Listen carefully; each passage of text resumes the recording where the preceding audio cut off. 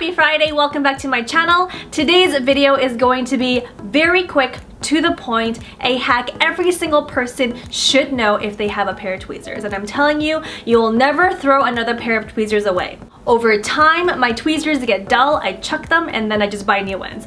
But this can be really costly, especially if you're buying really good quality tweezers. So this video is going to be a hack that you should definitely know. Let's get started so you don't miss out on this crazy cool hack. Does this look familiar when you just can't get any grip on your tweezers? Welcome to the club.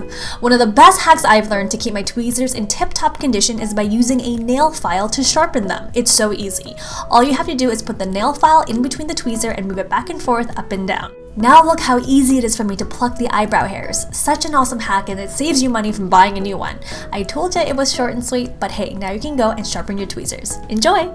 Isn't this hack so simple and so easy? If you have a nail file, your tweezers should last you a very long time.